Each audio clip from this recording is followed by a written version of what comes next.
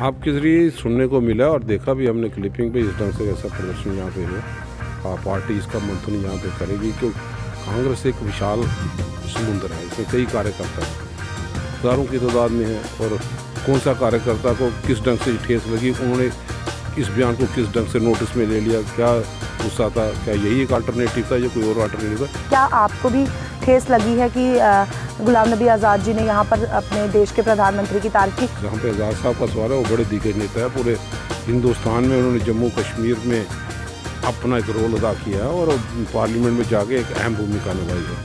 राज्यसभा में जब खड़े होते तो हम सब लोग फख्र महसूस करते थे। उन्होंने किस ढंग से बयान यहाँ पे स्लिप ऑफ टंग होगी, किस ढंग से उन्होंने कहा वो तो आज़ाद साहब बयान दे सकते, या इन साथियों ने जो कार्यक्रम किया है, जैसे आपके माध्यम से नोटिस में है, किस पॉइंट को लेके उन्होंने किस एंगल से उसको लिया, वो चर्चा का विषय है। देखेंगे कांग्रेस कमज़ोर नहीं होगी, कांग्रेस मजबूती के साथ चले। कांग्रेस एक सोच का नाम है, उस सोच में इंडिविजुअल रमल बल्ला मैटर नहीं करता, रमल बल्ला हो या ना हो। कांग्रेस उस विचारधारा के साथ है। बहुत कहीं यहाँ पे हार जीत चली जाती है, कोई लोग आता है, कोई लोग चले जाते हैं, लेकिन कांग्रेस अपनी जगह टिकी है।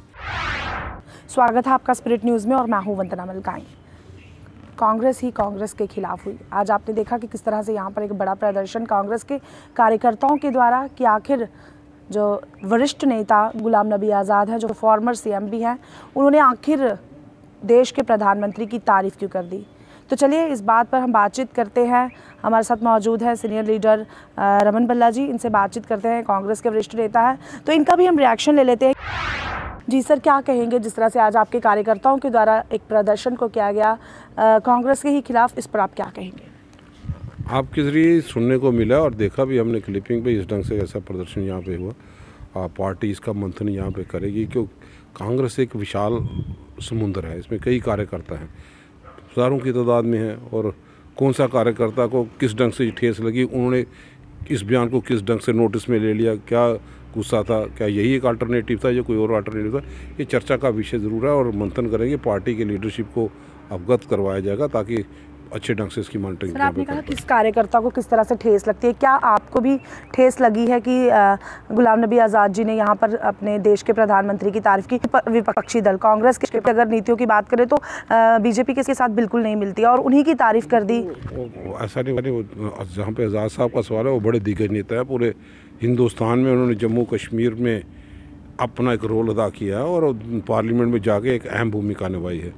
राज्यसभा में जब खड़े होते तो हम सब लोग फख्र महसूस करते थे।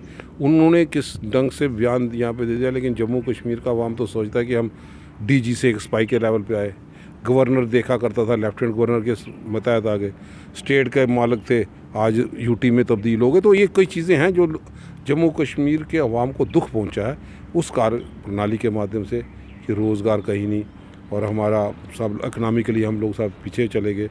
और आज की इस डेट में महंगाई की मार में सब झेल रहे हैं। जम्मू कश्मीर में कोई सोर्स नहीं, लोगों के घरों में चूल्हा नहीं। आपने पिछले दिनों देखा होगा कि यहाँ पे ये हालत होगी। अगर रियाज लड़का था जो कैजुअल लेबर था, 22 साल सर्विस के बाद 3 बेटी थी, उसको जहर खाना पड़ा, पूंछ में दम तोड़ गया। क्या वजह थी? उसको सैलरी नहीं दे पाए। ये सिस्टम में तकरीबन लोग हर एक पॉलिसी को देख रहे हैं कि जो टैक्सों के व्यापार, महंगाई के मार, लोगों के को गुस्सा ज़रूर है उनकी कार्य प्रणाली पे। प्रॉपर्टी टैक्स लड़ा, किस ढंग से ये गुस्सा निकला है, कौन से कार्यकर्ता यहाँ पे थे? आज़ाद साहब की शख्सियत को तो कोई जुटला नहीं सकता। स्लिप ऑफ टंग होगी, किस ढंग से उन्होंने कहा वो तो आज़ाद साहब बयान दे सकते, या इन साथियों ने जो कार्यक्रम किया है, जैसे आपके माध्यम से नोटिस में आया, किस पॉइंट को लेके उन्होंने किस एंगल से उसको लिया, वो चर्चा का विषय है। देखेंगे जी सर, कहते हैं जो दिखता है वही बिकता है। अब जो है मीडिया ने दिखा दिया है कि किस तरह से कांग्रेस ही कांग्रेस के खिलाफ हो गई है। लगता नहीं कि अब यहाँ पर कांग्रेस जो है वो कमज़ोर हो जाएगी या मजबूत रहेगी? कांग्रेस कमज़ोर नहीं होगी, कांग्रेस मजबूती के साथ चले। कांग्रेस एक सोच का नाम है, उस सोच में इंडिविजुअल रमल बल्ला मैटर नहीं करता, रमल बल्ला हो या ना हो।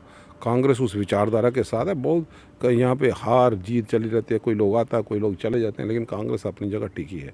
इसलिए कांग्रेस आज भी सोनिया गांधी की लीडरशिप पे यहाँ पे है। आखिरी सवाल, क्या लगता है कि गुलाम नबी आज़ाद जी भी बीजेपी की तरफ जा रहे हैं या उनकी तरफ रुख कर रहे हैं? अगर देश के प्रधानमंत्री का सवाल है, क्योंकि अभी विपक्षी दल की बात, अगर हम रूलिंग पार्टी की बात करें तो काफ़ी ज़्यादा ऊंचाइयों में है, क्या लगता है इसके बारे में? जितनी जल्दी ऊंचाई में जाता है उतनी जल्दी वापस भी आता है, क्योंकि जम्मू कश्मीर के अवाम ने तो स्वाद चख लिया। इतने विधायक, इतनी भाजपा को ताकत देने के बाद, विपक्ष को घर में बैठाने के बाद अपनी तानाशाही की हुकूमत यहाँ पे चल रही है। टैक्सों की भरमार है। हमारा 15 दिन से 30 दिन तक लगातार प्रदर्शन है।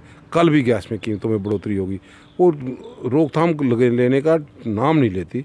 आप लोग रोटी कपड़ा मकान का नारा हुआ करता था। रोटी के हम जो 35 किलो राशन देते, ये लोग वो राशन भी नहीं दे सके। चीनी गायब है, कैरोसिन ऑयल गायब है, गैस के सिलेंडर में इतनी कीमत है, लोगों का आमदन का जरिया नहीं, जॉब सरकारी कहीं नहीं, प्राइवेट। भाजपा ने जिस ढंग से रियासत का दर्जा छीन लिया, मांग हमारी नहीं थी कि यूटी देने के लिए। ना वाजपेयी ने कभी कहा कि हम जम्मू को यूटी में बता देंगे, ना अडवाणी साहब ने कहा, ना कोई बड़े दिग्गज नेताओं ने कहा।